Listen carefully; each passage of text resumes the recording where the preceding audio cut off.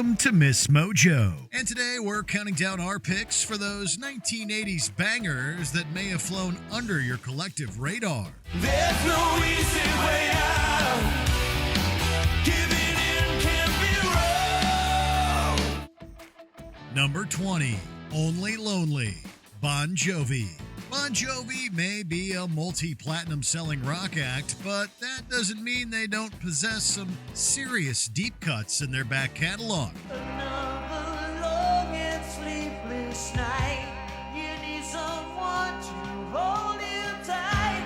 Only Lonely is taken from the band's sophomore effort, 7,800 Degrees Fahrenheit, which was a more experimental and artistic take on Bon Jovi's melodic rock. Here, the anthemic hooks of Bon Jovi's self-titled debut are tempered with sleek and synthesized sound. While the accompanying music video feels like a mini-movie, the chorus is to die for, as well as a desperate-sounding and emotionally charged performance from Bon Jovi that ranks among his very best.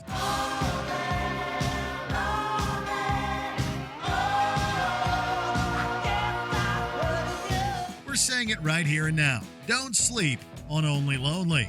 Number 19, Self-Control, Laura Branigan. The original version of Self-Control was an Italo disco song released by singer Roth in 1984. But it's Laura Branigan's cover of the tune from that same year that's arguably endured to the modern day.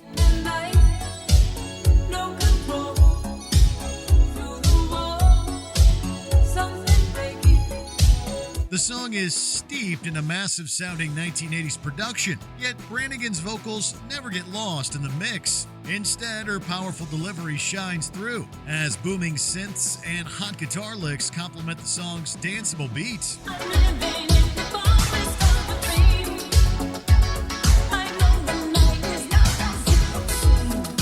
Self-Control is hooky as hell, from that infectious chorus to each groovy verse. Oh, and that music video? Pure 80s excellence, y'all. Number 18, Dead Man's Party, Oingo Boingo.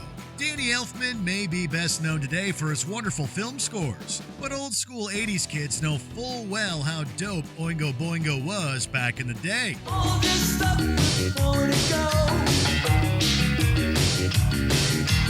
Walking with the dead man over my shoulder. Dead Man's Party is perhaps one of the group's catchiest tunes, and appeared on the soundtrack for the Rodney Dangerfield film Back to School back in 1986. The song possesses a vibe all its own, with throbbing bass, cool lyrics, and Elfman's soaring, enchanting vocals. It's a dead man's party. Who could ask for more? Dead Man's Party may be finally getting its due these days on some Halloween mixes from the cooler kids you know, but we'll always cop to being fans of this one-of-a-kind group. Number 17, Message of Love, The Pretenders. Is there any pop act more representative of the 1980s than The Pretenders? Maybe, but we highly doubt they have a front person as terminally cool as Chrissy freaking Hynde. When love walks in the room, everybody stand up. Message of Love possesses a vibe that's simultaneously current and retro. A 50s throwback visually, but a new wave classic back in its day. Hynde's vocals are intentionally minimalistic and disinterested, almost a precursor to some of the things Sheryl Crow would do on her debut album in the 90s. Message of Love is melodic and deceptively well written, incorporating multiple moods that feel ahead of their time in terms of structure and efficiency. Talk to me, darling, with a message of love. Number 16, Run With Us, Lisa Lougheed. If you were a kid living in Canada during the 1980s, then it's highly likely that you loved watching the raccoons on TV. It's also likely that you loved its theme song, Run With Us by Lisa Lougheed. And we're right there with you. When darkness falls, leaving shadows in the night. There's something emotionally resonant about the song that we can't quite explain. Lougheed's vocals are powerful, but also possess a palpable energy that just drives home that million-dollar chorus. Run With Us boasts a compelling synth beat, some high-energy guitar licks, and some gothic backing atmosphere that are unlike anything else from the time. Run with us. We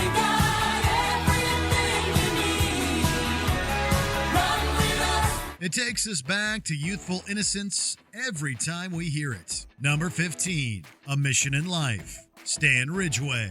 You may not know the name Stan Ridgway, but fans with their ears to the ground back in the 1980s can probably recall his old band, Wall of Voodoo. That group possessed its own quirky 80s history with their hit Mexican Radio, but this solo cut from Ridgway is comparatively more confessional and down to earth. I don't run a business just to talk to you all day.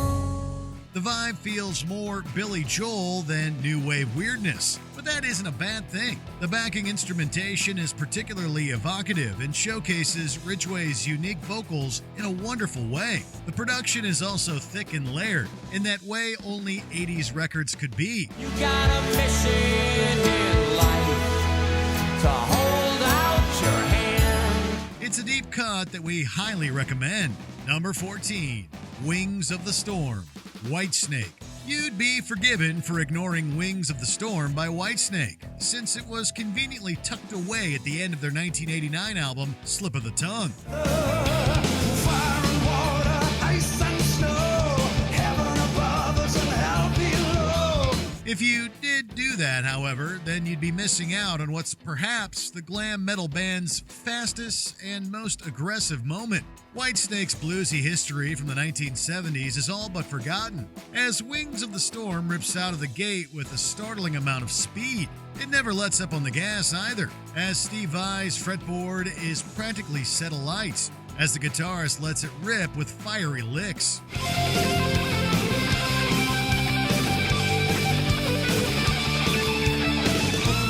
David Coverdale, for his part, stretches his vocal cords to the heavens, proving Whitesnake's metallic might without a shadow of doubt. Number 13, 80s, Killing Joke. We realize that having a song simply titled 80s on this list may seem lazy, but this English group was anything but complacent. Killing Joke was a remarkably prescient and forward-thinking band for their time, serving as influences for many other groups in their wake.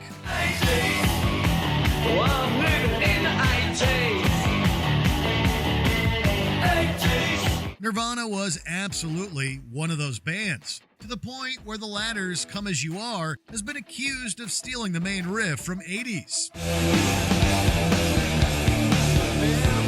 Do you hear it? We admit that it's close, but we also admire Killing Joke's cutting, almost industrial guitar tone and martial approach to delivering their rhythms.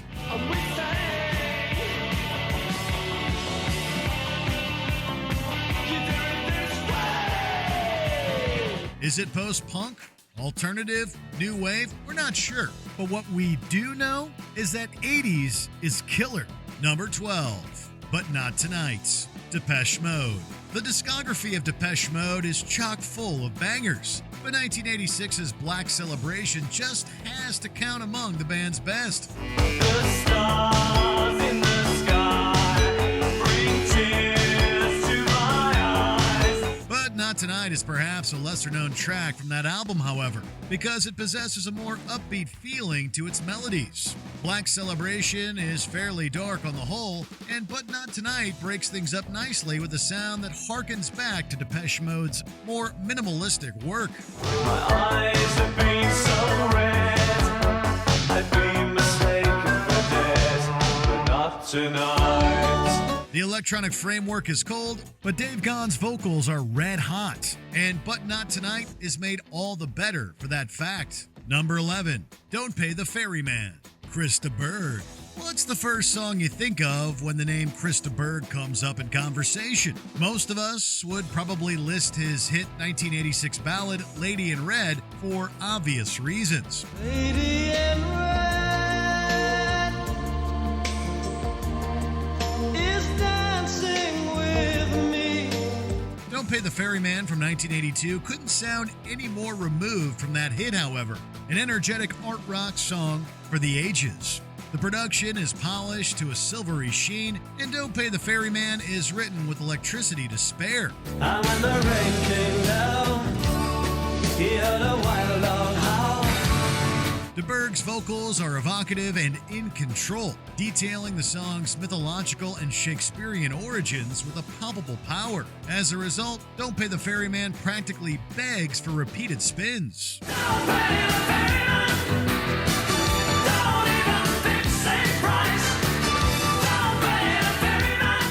Number 10, When I'm Gone, Albert Hammond.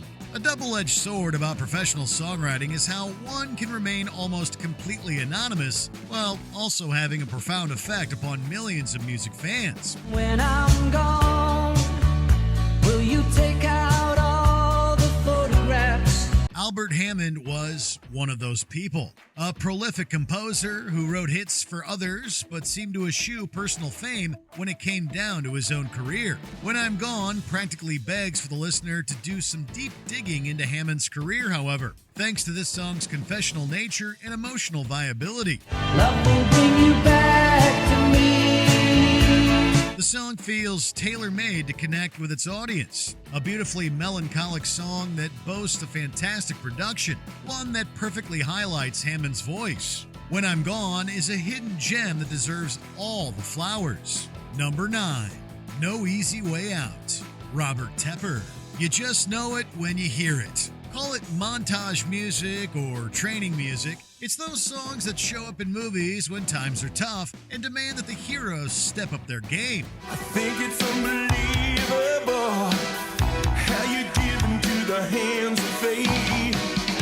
For Sylvester Stallone in Rocky IV, that song was No Easy Way Out by Robert Tepper, and it's an absolute masterclass. We're not indestructible. Baby, better get that straight. I think it's unbelievable how you give into the hands of fate. Tepper is without a shred of irony as his vocal performance goes for broke with a sincere amount of power and passion. It's such a barn burner that the accompanying instrumentation almost feels like an afterthought. But pay attention, there are some amazing melodic choices here. There's no easy way out. There's no shortcut home. No Easy Way Out makes us feel like world champions every day. Number 8, Age of Consent, New Order. New Order rose from the ashes of Joy Division, a trailblazing voice in the burgeoning post-punk and early alternative rock movements. That band's purposefully minimalistic style was opened up and brightened up a bit with New Order, however, influencing an entire generation of goth rock fans in the process. I saw you this morning, thought that you might like to know. Age of Consent is taken from New Order's sophomore effort, Power, Corruption, and Lies, and immediately strikes as something special. The reverberating guitar chords and echoed production are evocative as hell, while Bernard Sumner's vocals float atop it all with personality and style. I'm not the kind that likes to tell you just what I want to do. Trust us, if you dig The Cure, The Smiths, or Depeche Mode, then check this one out. Number 7, Cambodia, Kim Wilde.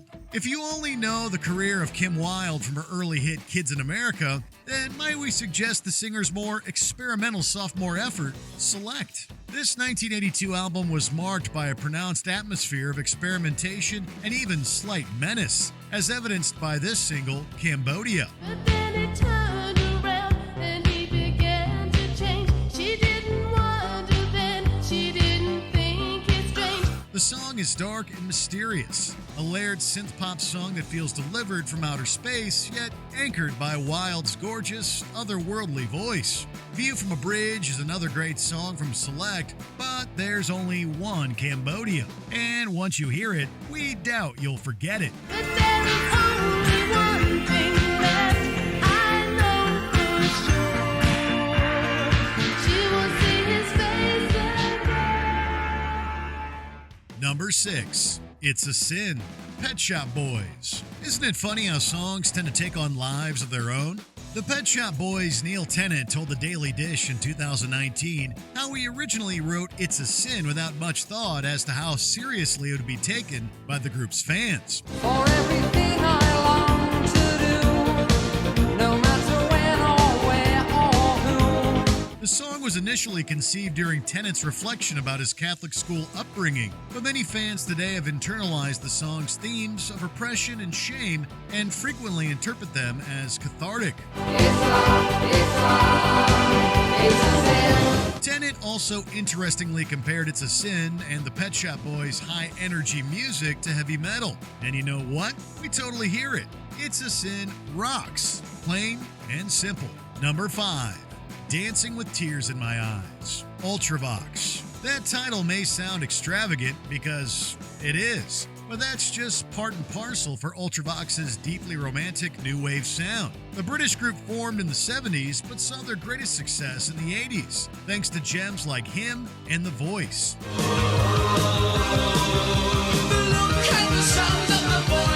Dancing with Tears in My Eyes highlights how Midge Ure's lead vocals truly take Ultravox to another level, as he soars above the song's synthesized 80s beat with a stately grandeur. This is 80s pop at its most melodramatic, but also some of its most melodically satisfying.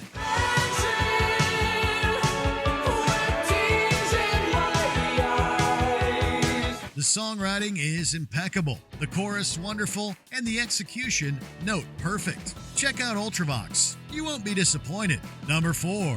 Ride Like the Wind, Christopher Cross. Christopher Cross's debut album may have dropped for Christmas of 1979, but this first single thankfully fits our criteria, having been released in February of the following year. If we're being honest though, any time is a great time to rock Ride Like the Wind. I've got to ride like the wind to be free again. This isn't only due to the spectacular songwriting displayed by Cross, but also those amazing backing vocals from Michael McDonald. The former Doobie Brother assists Cross in a way only he can, smoothing over Ride Like the Wind with his velvety voice and creating pure musical heaven in the process. And I've got such a long way to go. Make it to the border of Mexico. Number 3. Wild Wild West, The Escape Club. The story of the Escape Club is a funny one, since this British export actually didn't do too well in their homeland. Wild Wild West was a hit in the US, however, and we totally see why, because the song feels like a movie montage scene come to life. Sitting in a back room, waiting for the big boom. I'm in a bedroom, waiting for my baby. This isn't a slight whatsoever, mind you, because we admire the Escape Club's dedication to unabashed, sugar-coated pop. Wild Wild West is an earworm that sounds indebted to Duran Duran, with an approach that's weird and nearly impossible to categorize. It's funky with a little rock for good measure, and catchy as hell. Heading for the 90s, living in the wild, wild west. Number 2. Kaylee, Marillion.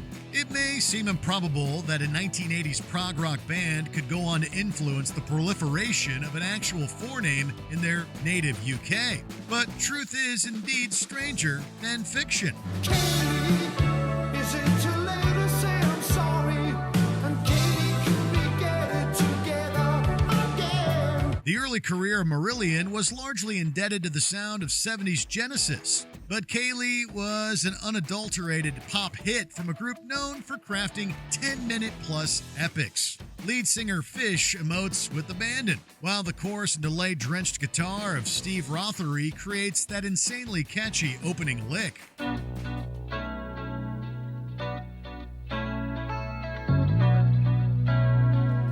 It's beautiful and bittersweet, a true gem deserving of discovery by anyone who assumed prog simply died in the 70s. Before we continue, be sure to subscribe to our channel and ring the bell to get notified about our latest videos. You have the option to be notified for occasional videos or all of them. If you're on your phone, make sure you go into your settings and switch on notifications. Number 1. The sun always shines on TV. Aha. Norway's Aha will probably always be best known for their smash international single, Take On Me.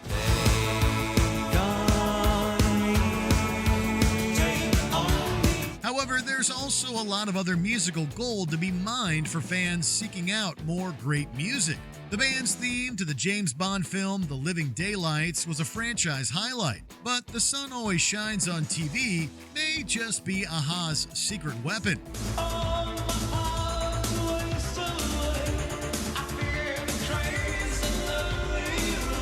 Morton Harkett delivers a vocal performance that rivals even his watershed moments on Take On Me, while also proving that a-ha was no one-hit wonder. The Sun Always Shines on TV is expertly composed and magnificently executed, a slice of absolute pop rock perfection.